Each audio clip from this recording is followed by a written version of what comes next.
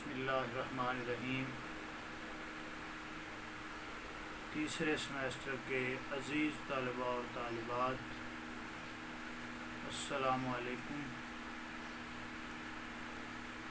ہمارا پرچہ جدید شعری ادب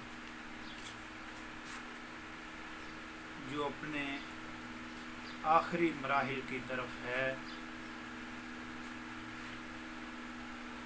آخری مراحل میں داخل ہو چکا ہے۔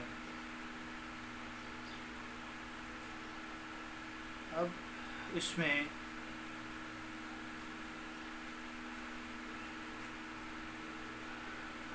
یہ آپ کا جو امتحان ہے، وسط مدتی امتحان، اس کے بعد اب حتمی امتحان جو ہے وہ اس ماہ کی آخری تاریخوں میں یا وسط میں ممکن ہے، اس ماہ کے وسط میں۔ تو میں آپ سے یہ امید کرتا ہوں کہ جتنی چیزیں ہم نے دیکھی ہیں، ہمارے پاس جو نظم نگار ہیں وہ ہم نے دیکھے، اور غزلیات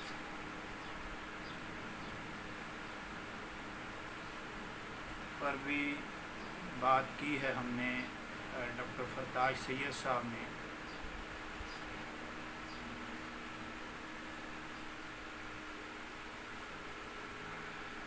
اس سلسلے میں مجید امجد پر ہماری گفتگو چل رہی ہے، تو ان کے میں نے عرض کیا تھا پچھلی کلاس میں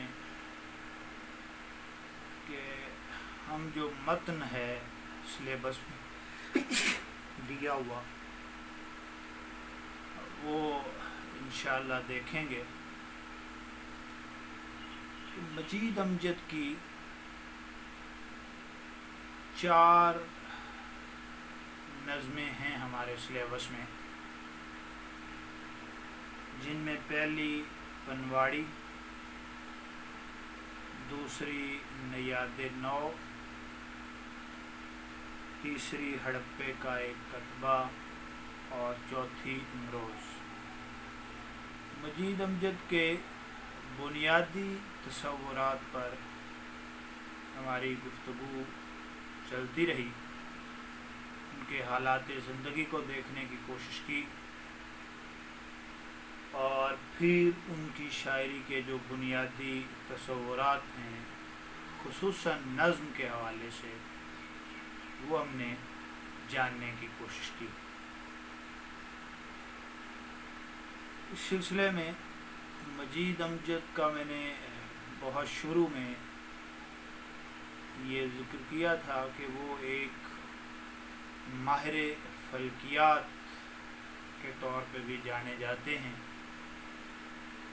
تو شاید ان کا جو ایک کائنات کے بارے میں تصور ہے اسے ہم شاید ابھی تک نہیں دیکھ سکے، تو کچھ بات اس پر بھی کریں گے،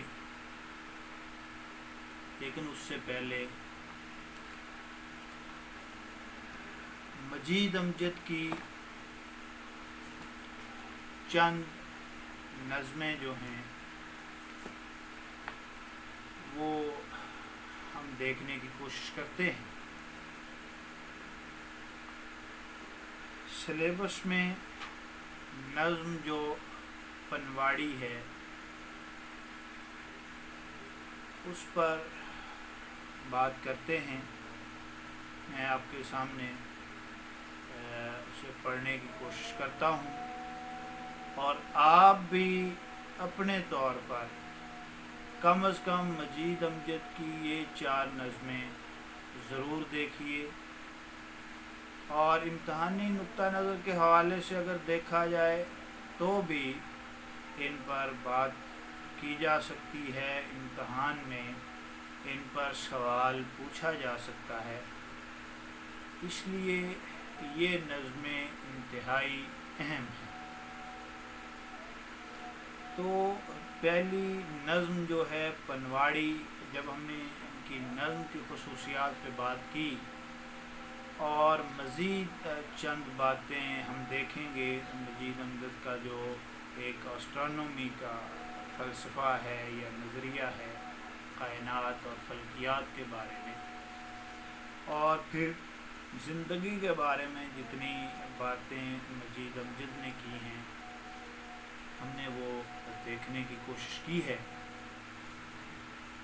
تو یہ نظمیں ہمارے سامنے ہیں، ان کی تھوڑی تفصیل بھی میں آپ کے سامنے رکھنے کی کوشش کروں گا۔ نظم پنواڑی ہے، جس میں ایک بوڑھے پنواڑی کی زندگی اور اس کے خاندان کی زندگی کے بارے میں، کیسے وہ شروع ہوتا ہے اور کہاں جا کے ختم ہوتا ہے۔ بوڑھا پنواڑی، اس کے بالوں میں مانگ ہے نیاری، آنکھوں میں جیون کی بجھتی اگنی کی چنگاری۔ لفظی مطلب آپ اس کا جاننے کی کوشش کیجئے۔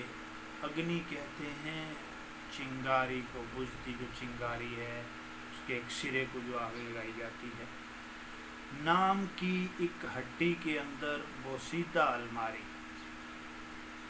آگے پیتل کے تختے پر اس کی دنیا ساری۔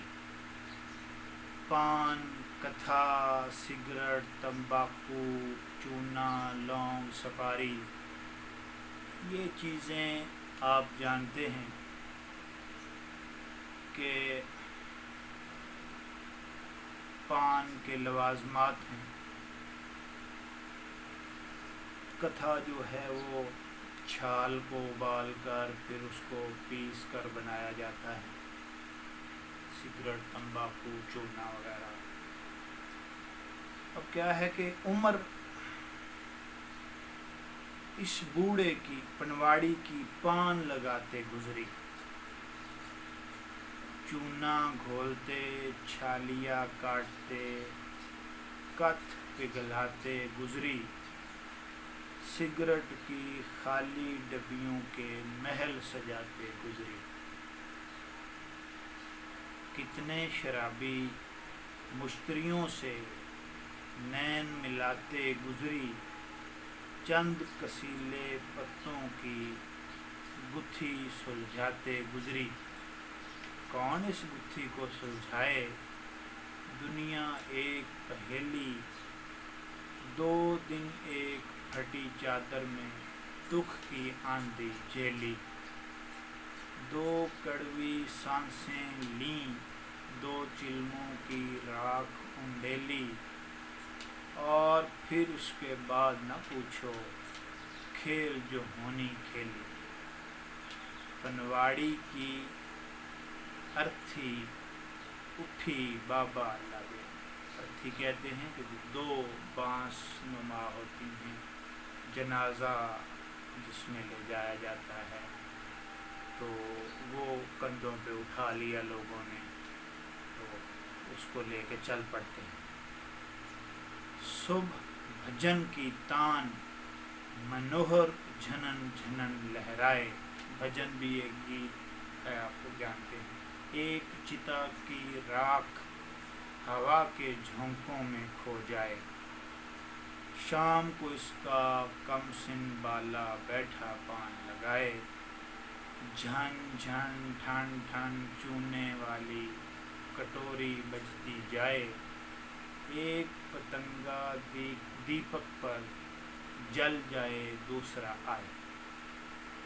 تو دیکھیے کہ کتنی خوبصورتی کے ساتھ ہماری پوری زندگی کی جو اس طبقہ جو ہے، جو پسا ہوا طبقہ ہے، اس طرح خوبصورتی کے ساتھ مجید امجد نے اس کی نمائندگی کی ہے اور اس کی پوری زندگی کا احوال ہمارے سامنے، اس کی پوری زندگی کا نقشہ کھینچ کر ہمارے سامنے رکھ دیا۔ یہ ہے مجید امجد، یہ ہیں وہ مجید امجد جن کی نظم پر ہم بات کر رہے ہیں، جن کی نظم کو ہم سمجھنے کی کوشش کر رہے ہیں۔ ایک نظم اور آپ کے سامنے رکھتا ہوں، پھر ان کے دوسرے تصور پہ بات کریں گے اور پھر دو جو نظمیں رہ جائیں گی انہیں دیکھنے کی کوشش کریں گے۔ تو سلیبس کی دوسری نظم جو ہے وہ نیاد نو کے نام سے ہے۔ اس نظم کا عنوان یہ ظاہر کرتا ہے کہ امید کا دامن بھی ان کے ہاں ہے۔ اب اس میں قدرے طویل نظم ہے، لیکن دیکھیے گا کہ کیسے ایک غریب انسان کی زندگی کا حوال کیسے خوبصورت کتنے پیارے انداز میں کیا ہے۔ برہنہ سر ہیں، برہنہ تن ہیں، برہنہ پا ہیں، شریر روحیں، ضمیر ہستی کی آرزوئیں، چٹکتی کلیاں کہ جن سے بوڑھی اداس گلیاں مہک رہی ہیں، غریب بچے کہ جو شعائے سحرگہی ہیں، ہماری قبروں پہ گرتے اشکوں کا سلسلہ ہیں، وہ منزلیں جن کی جھلکیوں کو ہماری راہیں ترس رہی ہیں، انہی کے قدموں میں بس رہی ہیں، حسین خوابوں کی دھندلی دنیائیں جو سرابوں کا روپ دھارے، ہمارے احساس پر شرارے انڈیلتی ہیں، انہی کی آنکھوں میں کھیلتی ہیں، انہی کے گم سم اداس چہروں پر جھل ملاتے ہوئے تبسم میں ڈھل گئے ہیں ہمارے آنسو، ہماری آہیں طویل تاریکیوں میں کھو جائیں گے جب ایک دن ہمارے سائے اس اپنی دنیا کی لاش اٹھائے، تو سیل دوراں کی کوئی موج حیات ساماں فروغ فردا کا رخ پہ ڈالے مہین پردہ، اچھل کے شاید سمیٹ لے زندگی کی سرحد، کہ اس کنارے پہ گھولتے عالموں کے دھارے، یہ سب جا ہے بجا ہے لیکن یہ توتلی نو خرام روحیں کہ جن کی ہر سانس انگبیں ہے، اگر انہی کونپلوں کی قسمت میں ناز بالیدگی نہیں ہے، تو بہتی ندیوں میں آنے والی ہزار صدیوں کا یہ تلاطم، سکوت پہ ہم کا یہ ترنم، یہ جھونکے جھونکے میں کھلتے گھونگھٹ نئی رتوں کے، تھکی خلاؤں میں لاکھ اندیکھی کہکشاؤں کا کاوش رم، ہزار ناآفریدہ عالم تمام باطل، نہ ان کا مقصد نہ ان کا حاصل، اگر انہی کونپلوں کی قسمت میں ناز بالیدگی نہیں ہے۔ 1951 میں یہ نظم لکھی تھی مجید امجد نے۔ تو آپ سے یہ گزارش ہے کہ باقی 2 نظمیں بھی میں آپ کے سامنے پیش کرتا ہوں. آپ ان 4 نظموں کو اپنے طور پر دیکھیے اور سمجھنے کی کوشش کیجیے. بہت امکان ہے کہ آپ کا جو پرچہ ہوگا فائنل ٹرم کا، اس میں انہی نظموں میں سے کچھ حصہ جو ہے وہ آپ کو بطور تشریح کے یا اس کی روشنی میں مجید امجد کی جو نظم ہے اس کی خصوصیات یا مجید امجد کے جو تصورات ہیں ان پر بات کرنے کے لیے کہا جائے. تو میں نے عرض کیا تھا کہ ایک ان کے ہاں فلکیات کا جو تصور ہے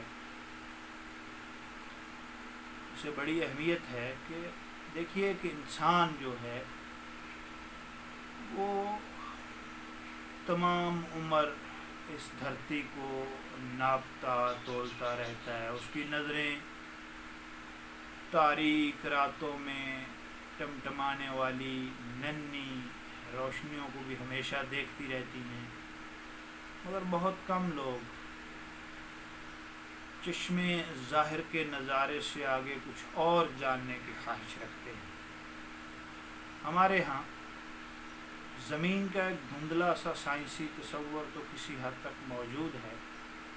مثلاً اتنا سارے لوگ جانتے ہیں کہ زمین گول ہے، اس کی 2 گردشیں ہیں، اطراف میں خشکی سے کہیں زیادہ بڑے پانی کے ٹکڑے ہیں. ہم جانتے ہیں تقریباً 70% پانی ہے، اور ارد گرد کرۂ ہوائی لپٹا ہوا ہے. مگر آسمان کی ننھی ننھی روشنیوں کے بارے میں ہمارے ہاں پڑھے لکھے لوگ بھی بہت کم واقفیت رکھتے ہیں. تعجب کی بات یہ ہے کہ پاکستان میں تعلیم یافتہ افراد بھی ستاروں، سیاروں اور دیگر اجرام فلکی کے بارے میں کچھ معلومات نہیں رکھتے یا بہت کم.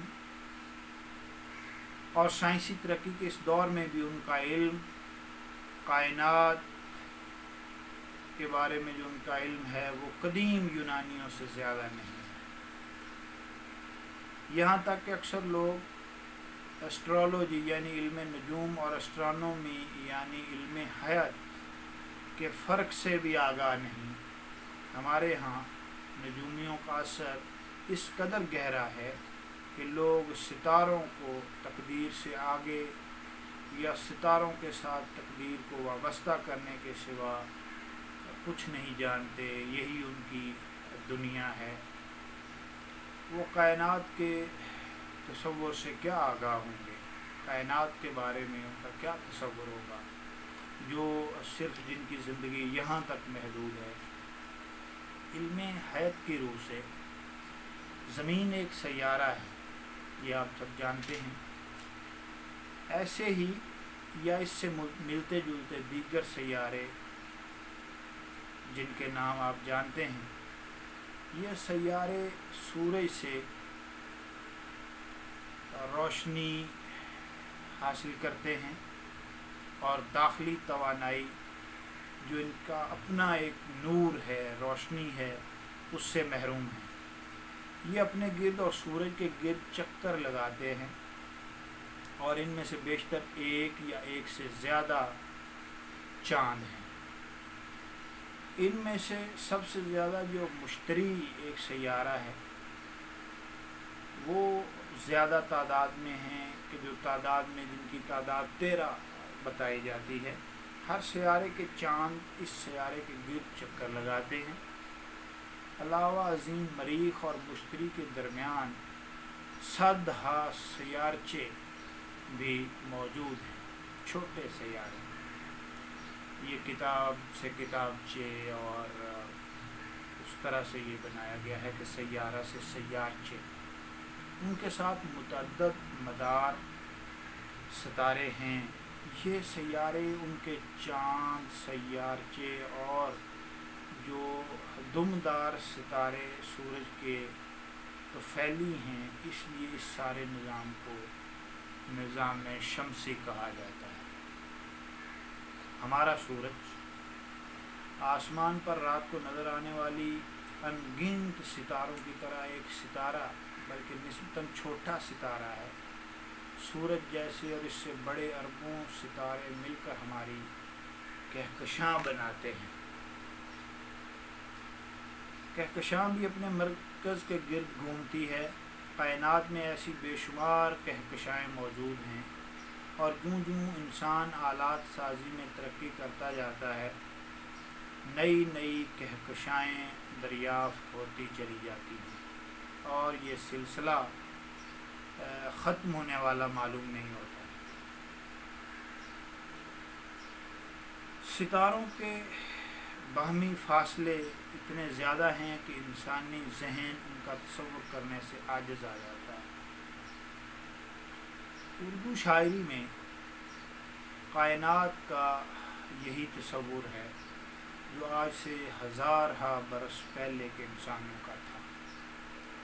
عربوں نے علم حیات میں جو ترقی کی تھی، وہ اس بات سے ظاہر ہے کہ جدید ترین علم حیات میں بھی بیشتر ستاروں کے عربی نام آج بھی رائج ہیں، مثلاً الغوب، الدبران، الطائر وغیرہ، مگر اکثر اردو شعراء کائنات کے بارے میں اتنی معلومات بھی نہیں رکھتے جتنی عربوں کو آج سے 1200 سال جو ہے پہلے ہو چکی تھی۔ اردو شاعری میں کائنات کے 3 تصور ملتے ہیں۔ مذہبی تصور ہے، منجموں کا تصور، اور پھر سائنسی تصور۔ مذہبی تصور کے تحت کچھ اور خیالات ہیں کہ سر پر 7 آسمان ہیں، آسمان پر ستارے ہیں، شہاب ثاقب کی بارش شیطان پر برسائی جاتی ہے، اور بھی اس میں کچھ تصور ہیں۔ اب جو علم نجوم ہے، آسمان پر چمکنے والے بے شمار ستاروں کو درخور اعتنا نہیں سمجھتا، وہ صرف ان ستاروں سے تعلق رکھتا ہے جو سورج کی گردش کے نصف دائرے میں چمکتے ہیں۔ ان کی صورتحال بتائی جاتی ہے۔ ان ستاروں سے نجومیوں نے 12 برج یا جو سنگ آف زوڈیک کے جو تصورات لیے ہیں وہ بنائے ہیں، لیکن ان بروج کو ایک قوت متصورہ سے ہی کمال دیا جاتا ہے۔ ان بروج میں 9 سیارے گردش کرتے ہیں۔ ان 9 سیاروں میں سے ایک تو خود زمین ہے، باقی سیاروں میں سے علم نجوم والے زیادہ تر عطارد، زہرہ، مریخ، مشتری، زحل سے کام چلاتے ہیں، اور ان میں شمس و قمر کو شامل کر کے کل 7 سیاروں سے تقدیروں کا حال معلوم کرتے ہیں۔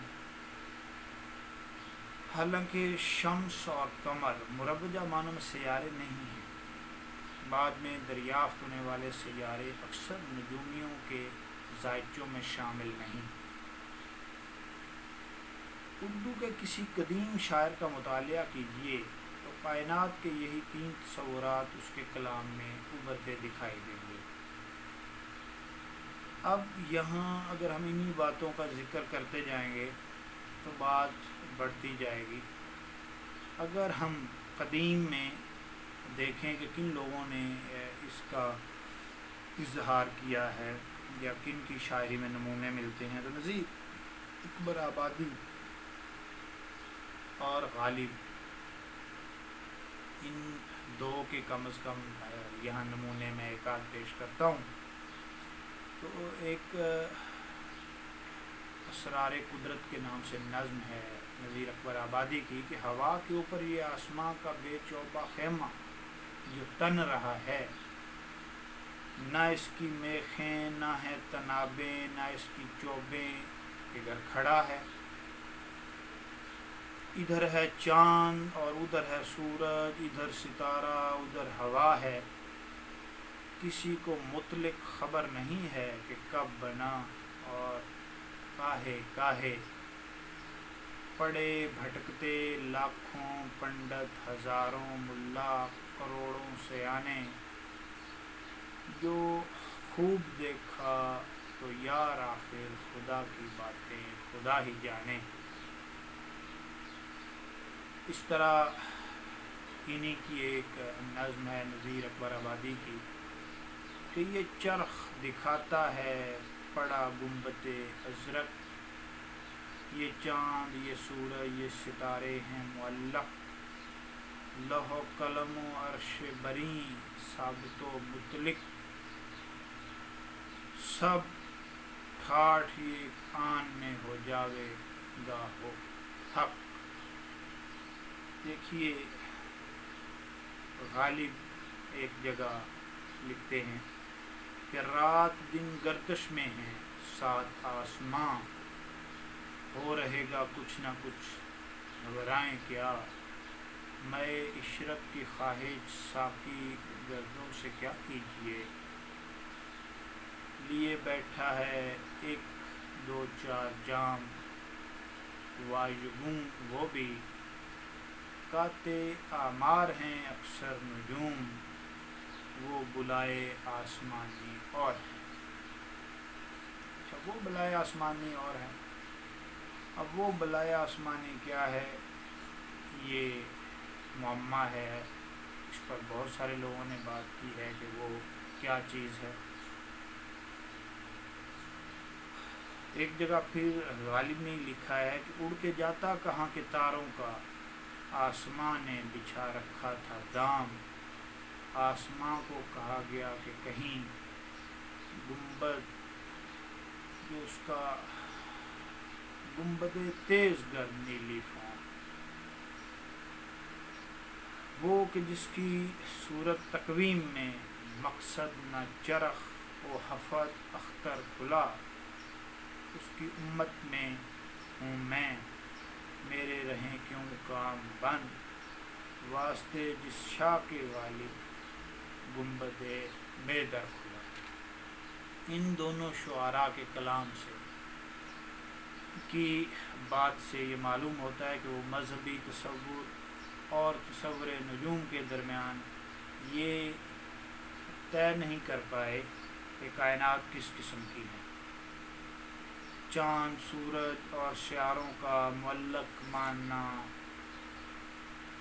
اور چیزوں کے بارے میں دوسرے دونوں شعراء دیکھیے نجوم کے تصورات کے بھی قائل ہیں اور مذہبی تصورات کے منکر بھی نہیں۔ ہماری پوری کلاسیکی شاعری کا تصور کائنات مختصراً یہ ہے کہ 7 سیارے ہیں جو معلق ہیں اور زمین کے گرد گردش کرتے ہیں۔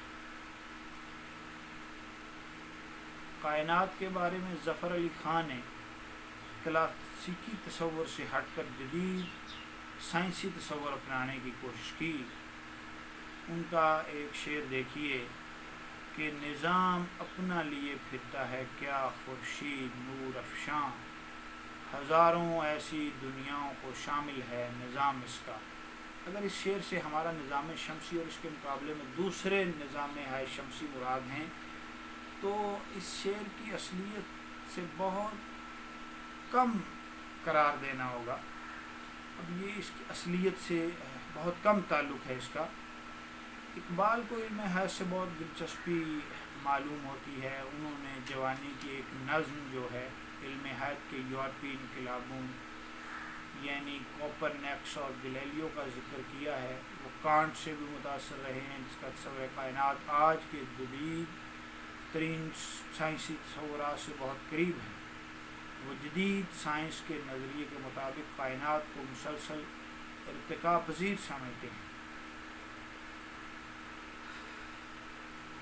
دیکھیے، ہم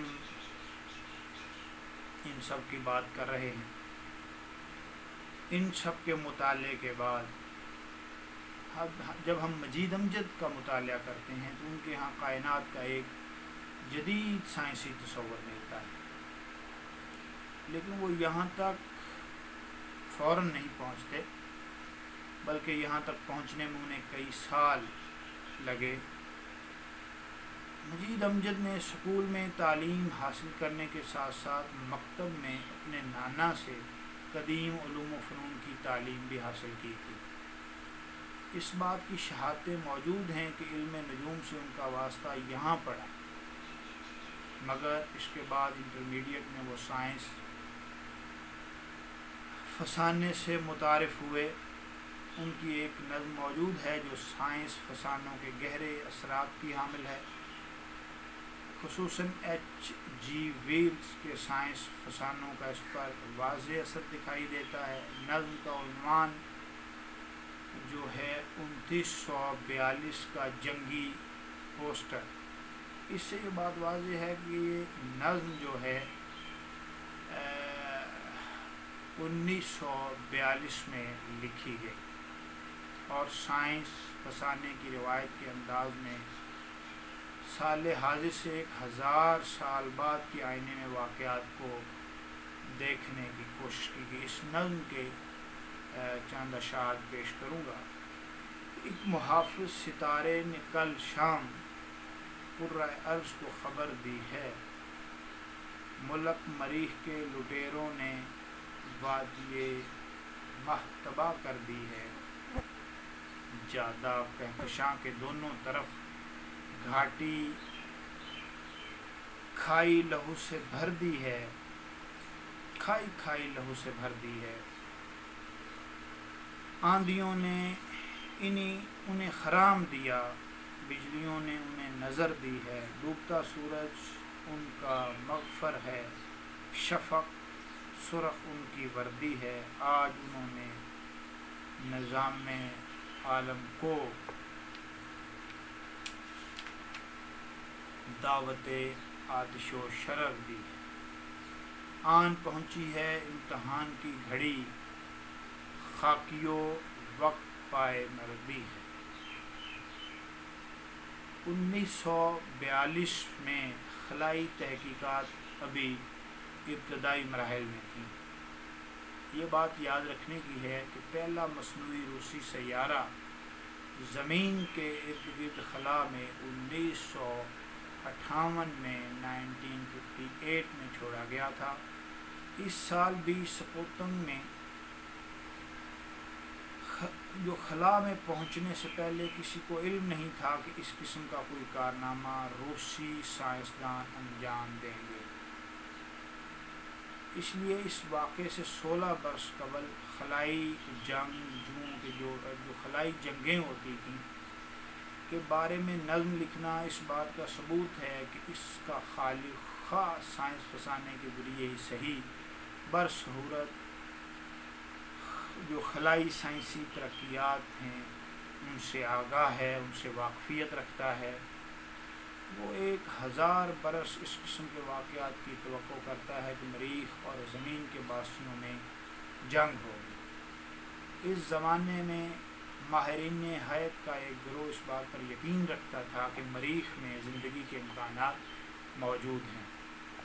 مریخ پر بڑی بڑی متوازی نہریں کھودی گئی ہیں۔ مریخ کے لوگ زمین کے افراد سے کہیں زیادہ ذہین اور سائنسی ترقیات میں ان سے بہت آگے ہیں۔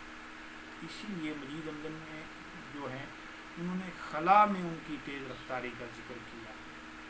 آندھیوں نے انہیں خرام دیا، بجلیوں نے انہیں نظر دی ہے۔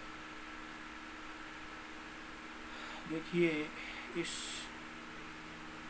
نظم کے بعد مجید امجد نے کتنی ہی نظمیں لکھیں جن میں کائنات کے جدید اور سائنسی تصورات کو بطور پس منظر اپنایا گیا ہے۔ ہر ستارہ، سورج اور ہر سورج تخلیق کے کئی مراحل سے گزرتا ہے ان تخلیقی مراحل سے گزرنے کے دوران اس کی جسامت اور رنگت میں تبدیلیاں آتی ہیں۔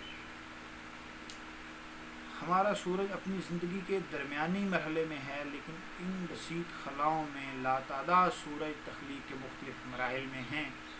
مجید امجد کی شاعری میں سورج کا ذکر عام طور پر جمع کی صورت میں آتا ہے، مثلاً تیرے ہی دائرے کا جزو ہیں وہ دور کہ جب چٹانیں پگھلیں، ستارے جلے، زمانے ڈھلے، وہ گردشیں جنہیں اپنا کے ان گنت سورج تیرے سفر میں بجھے تو انہیں اندھیروں سے دوام درد کی ایک صبح ابھری، پھول کھلے، مہک اٹھی تیری دنیا، میرے خدا میرے دل۔ مجید امجد کی کئی نظمیں ایسی ہیں جنہیں اس سائنسی پس منظر سے واقف ہوئے بغیر نہیں سمجھا جاتا، بلکہ ممکن نہیں ہے۔ اس قسم کی ایک نظم دوام ہے جس میں یہ سائنسی انکشافات کیے گئے ہیں۔ کٹکتے زلزلے، امڑتے فلک کی چھت گری، جلتے نگر ڈولے، قیامت آ گئی، سورج کی کالی ڈھال سے ٹکرا گئی دنیا، کہیں بجھتے ستاروں، راکھ ہوتی کائناتوں کے، رکے انبوہ میں کروٹ دو سایوں کو۔ اس نظم میں ایسی قیامت کا تصور پیش کیا گیا ہے جو ہماری شاعری کے لیے ایک نئی چیز ہے، یعنی قیامت خلا میں ستاروں کے ٹکرانے یا اپنی طبعی عمر پوری کر کے راکھ ہو جانے کا نام ہے۔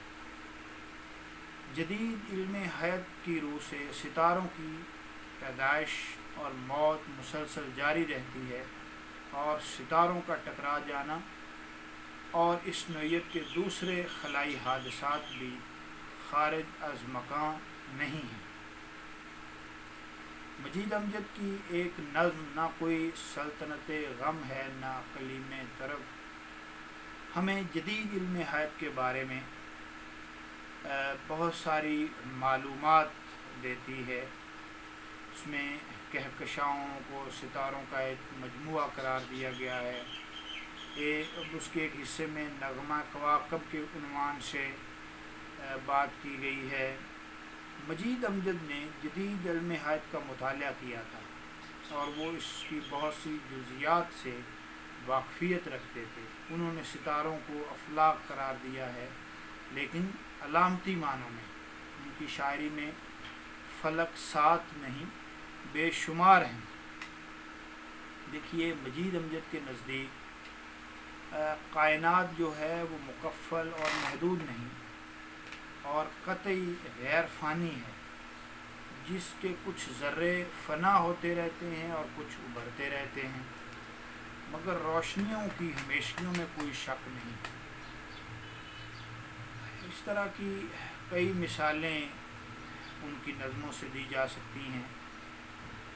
کائنات کے بارے میں بہت کچھ کہا گیا ہے۔ اس کے تجزیے کے لیے جدید علم حیات کے گہرے مطالعے کی ضرورت ہے۔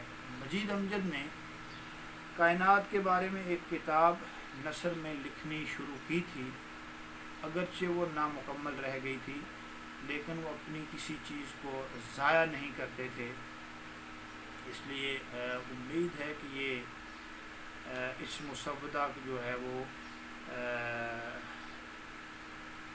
کسی صورت میں وہ چیزیں موجود ہیں اور ہونی چاہیے کہ اس پر وہ بات یقیناً فلکیات کے بارے میں اگر دیکھا جائے تو وہ بہت معتبر چیزیں ہوں گی، بہت معتبر خیالات ہوں گے۔ اب انہوں نے اردو شاعری میں سب سے اہم اضافہ یہ کیا کہ اس نے روایتی پس منظر کو بالکل بدل دیا۔ وہ حیاتیات کے علماء کی پیروی میں جمادات، نباتات، حیوانات اور انسانوں کو ایک سلسلے میں منسلک کر دیتے تھے۔ وہ ماہرین طبقات الارض کی تحقیقات کی روشنی میں زمین کے طبقات اس کی عمر، اس کی بدلتی ہوئی کیفیات کی طرف واضح اشارے کرتے ہیں۔ اسی طرح جدید علم حیات کے اضافوں سے مدد لیتے ہوئے اس کائنات کو مکفل کے تصور کو بے حد اور بے کنار تصور میں بدل دیتے ہیں۔ اس لیے یہ کہا جا سکتا ہے کہ وہ جدید اردو شاعری میں سائنسی پس منظر رکھنے والے شاعر ہیں۔ ان کا جو علم ہے کائنات کے بارے میں، فلکیات کے بارے میں، وہ غیر معمولی ہے۔ بہت بڑے بڑے شعراء کے ہاں وہ انتہائی معمولی نظر آتا ہے، لیکن مجید امجد نے یہ جو صدر کائنات پیش کیا، فلکیات کے بارے میں جو ان کے خیالات ہیں، یہ بہت واضح ہیں اور بہت سے شعراء سے کہیں زیادہ سلجھے ہوئے، کہیں زیادہ معتبر اور مستند ہیں۔ آزاد نظم پر بات تھوڑی سی رہتی ہے ہماری، جو ہم نے مجید امجد کے سلسلے میں ابھی کرنی ہے، اور ساتھ ہی ان کی یہ جو بقیہ 2 نظمیں ہیں ان پہ بھی بات کرنی ہے۔ تو انشاءاللہ اب اگلی کلاس میں یہ 2 نظمیں ہم دیکھیں گے جو رہ گئی ہیں، اور آزاد نظم پر مجید امجد کا جو خیال ہے، ان کی نظم جو ہے وہ آزاد نظم کے کس درجے پر آتی ہے، کس زمرے میں اسے شامل کیا جاتا ہے۔ یہ کرنے کے بعد ہم اپنے اگلے شاعر جو مصطفیٰ زیدی صاحب ہیں، ان کے متن اور نظم کی خصوصیات اور نظم کے بارے میں جاننے کی کوشش کریں گے۔ تو آپ سب لوگوں سے یہ گزارش ہے کہ اسائنمنٹس مجھے موصول ہو رہی ہیں، کوشش کیجئے کہ ایک آدھ دن میں، چونکہ 30 جون ان کے جمع کروانے کی آخری تاریخ تھی، تو ابھی تک سارے لوگوں نے، بلکہ بہت کم لوگوں نے اسائنمنٹس جمع کروائی ہیں۔ تو آپ کی یہ اسائنمنٹس سوموار والے دن تک، سوموار کی شام تک پہنچ جانی چاہیے۔ میرے خیال میں 7 تاریخ بنتی ہے، 6 ہے یا 7 ہے، 6 ہے میرے خیال میں۔ تو اس دن تک یہ آپ سب لوگوں کی اسائنمنٹس جمع ہو جانی چاہیے۔ اس کے بعد موصول ہونے والی اسائنمنٹس جو ہیں وہ قابل قبول نہیں ہوں گی۔ اور دوسری یہ گزارش کہ ان شعراء پر آپ اپنے طور پر ابھی دیکھنے کی کوشش کیجئے۔ یہ مجید امجد کا جو صبر کائنات ہے، چند اہم جدید شاعر کتاب سے بہت ساری باتیں لی گئی اس میں، تو وہاں سے بھی اسے پڑھنے کی، دیکھنے کی کوشش کیجئے۔ تو انشاءاللہ باقی بات جو ہے اگلی کلاس میں ہوگی۔